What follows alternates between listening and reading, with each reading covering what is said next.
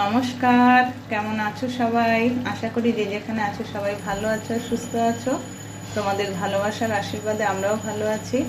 Debjani daily blog চ্যানেলের নতুন একটা ব্লগে তোমাদের সবাইকে অনেক স্বাগত জানিয়ে তোমাদের সবাইকে সঙ্গে নিয়ে আজকের এই ভিডিওটা শুরু করছি। পুরো ভিডিওটা আমার সঙ্গে থেকো, কেমন? আশা করি ভালো লাগবে। এই যে রাঁধুনি বাটা দিয়ে ঢেঁড়স আলু হচ্ছে। আর এদিকে কি কি হয়েছে চলো দেখাই। একটা সবজির ঝোল হয়েছে, সকালে অল্প করে হয়েছে এটা। আর এই যে মুগ ডাল করেছি, সে মুগ ডাল সেদ্ধ ছেলের একটু রেখেছি, ছেলে ভালোবাসে খেতে সেই কারণে। আর এই যে আলু ভাজা হয়েছে, আলু ভাজা ছাড়া তো হবে না, কাঁকরোলটা ভাজবো। আর করেছি এই যে মুগ ডাল, ঠিক আছে। এই যে মুগ ডাল দুজনা খেয়েছে। আর এদিকে হচ্ছে ঢেঁড়সটা। আর আজকে তো বৃহস্পতিবার, নিরামিষ। তোমাদের সাথে একটা আমি এই রেসিপিটা কখনো তোমাদের সাথে শেয়ার করিনি, তা আজকে করব সেটা, তাই ভাবলাম তোমাদের সাথে শেয়ার করব। তা কী রেসিপি সেটা তোমাদের পরে দেখাচ্ছি, ঠিক আছে। তো এখন ঢেঁড়সটা হয়ে এসছে আর কি, এটা নামাবো। আর পটল আলু রসা করব, আর যে রেসিপিটা তোমাদের সাথে শেয়ার করব সেটাও করব। তা চলো এটা নামিয়ে নিই, তারপর আস্তে আস্তে দেখাচ্ছি যে কী রেসিপি তোমাদের সাথে আজকে শেয়ার করব, কেমন? পুরো ভিডিওটা স্কিপ না করে দেখো, ঠিক আছে। এই যে আলু পটলের রসা রান্না হয়ে গেছে, তখন তো ডাল দেখিয়েছি। আর এই যে ঢেঁড়স আলু করেছি রাঁধুনি দিয়ে, এদিকে রান্না সব কমপ্লিট।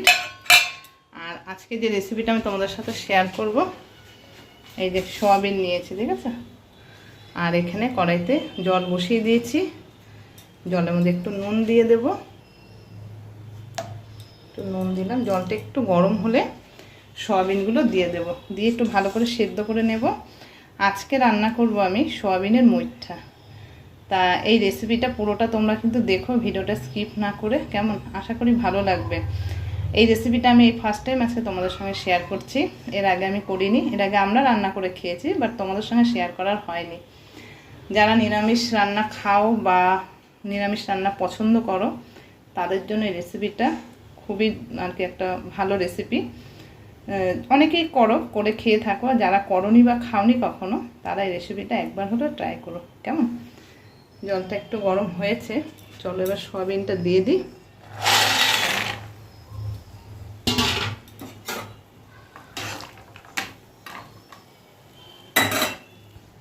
ঢাকা দিয়ে 2-3 মিনিট একটু ভালো করে সেদ্ধ করে নেব। গ্যাসটা বন্ধ করে দিয়েছি, সয়াবিন সেদ্ধ হয়ে গেছে, একদম সেদ্ধ হয়ে পুরো ডাবল হয়ে গেছে, ঠিক আছে। চলো জলটা ছেঁকে তুলে নিই।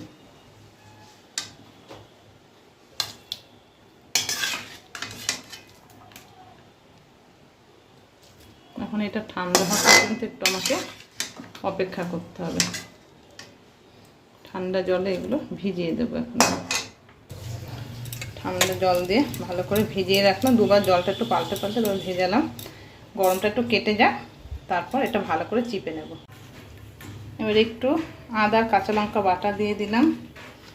আর বাইন্ডিংয়ের জন্য দেব আমি এখানে বেসন। তোমরা ময়দাও দিতে পারো, তো ময়দা দিলে বেশি ভালো লাগবে না খেতে। বেসনটা দিয়ে করবে, তাহলে খেতে খুব ভালো লাগবে।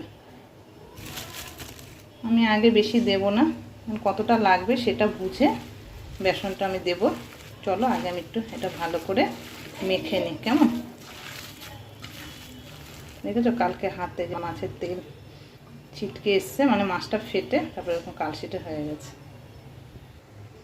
অল্প একটু লঙ্কার গুঁড়ো দেব। চলো এবার এরকম হাতে নিয়ে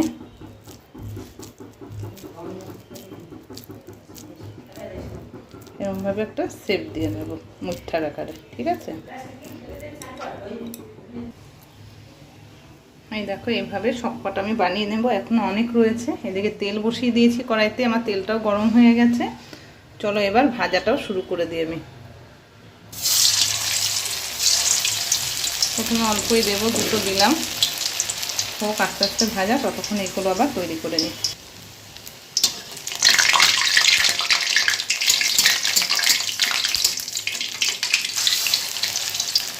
গ্যাসের আঁচটাকে মিডিয়ামে রেখে এগুলোকে সব ভেজে নিতে হবে।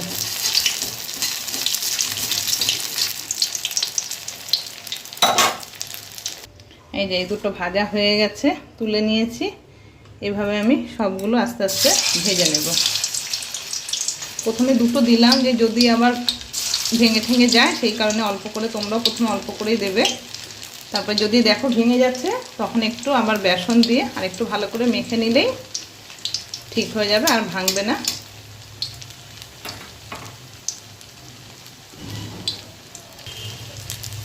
দেখো এগুলো ভাজা হয়ে গেছে, এবার আমি তুলে নেব।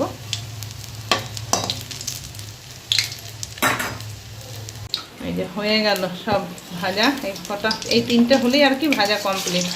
তা আমার ছেলে ভাজা খেতে ভালোবাসে, সে বড়া বলো যাই বলো, ও খেতে বসে গেছে, বলছে আমাকে ভাজা দিয়েই তুমি দাও।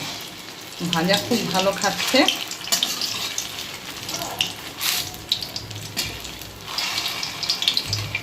চলো এদিকে মশলাটা আমি রেডি করে নিই, কেমন? এদিকে একটু আদা কাঁচা লঙ্কা বাটা দিয়েছিলাম তখন সয়াবিনে, আর এখানে রয়েছে, এর মধ্যে একটু লঙ্কার গুঁড়ো দেব, আর ধনের গুঁড়ো দেব। চামচটা যেহেতু ছোট আমার, তাই আমি 2 চামচ করে দিচ্ছি। আমাদের নর্মাল চামচের 1 চামচ হবে আর কি। একটু জিরের গুঁড়ো দিয়ে দিলাম, ঠিক আছে। এবার এটা ভাজা হলে তুলে নেব, তারপর আলুটা ভেজে নেব। সব কমপ্লিট ভাজা, এবার আলুগুলোকে ভেজে নেব।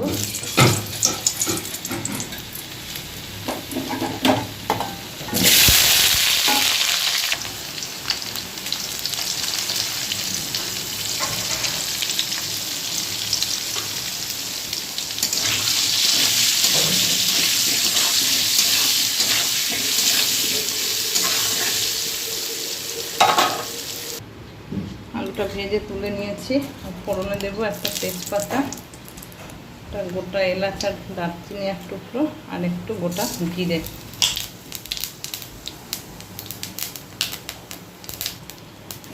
একটা মাঝারি সাইজের টমেটো ভেজে নেব।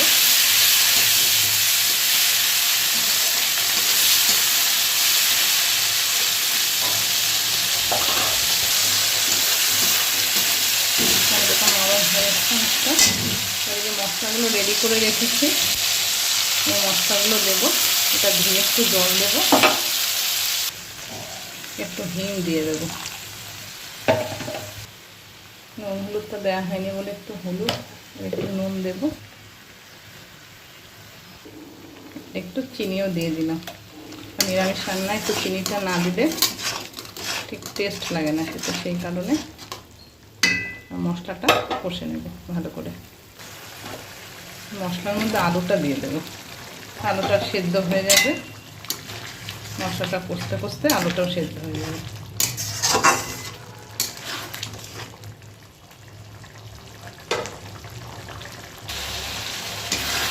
দেখো মশলাটা পুরো কষা হয়ে এসছে। এবার ঝোলের জন্য জল দেবো।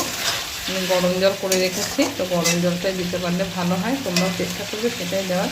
আমি খালাস করে জলটা গরম করেছি, জলটা আমি দিয়ে দেব। পরিমাণটা তোমরা বুঝে দেবে, কেমন?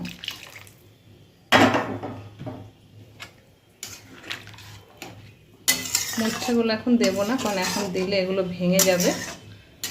ঝোলটা ভালো করে ফুটুক, আলুটা সেদ্ধ হয়ে গেলে তারপর মুচ্ছাগুলো দেবো। আমি একটু চেকেছি নুন লাগবে, তো একটু নুন দিয়ে দিলাম আমি।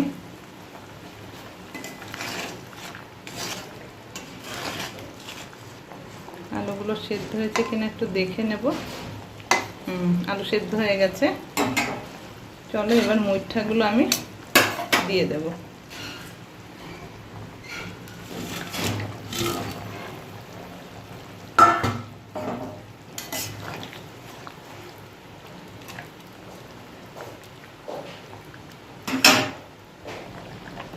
চলো এবার মুইঠার ভেতরে সব নুন ঝাল চলে গেছে। একটু ঘি দিয়ে দেব নামানোর আগে। ঘি আর একটু গরম মশলার গুঁড়ো দিয়ে নামিয়ে নেব।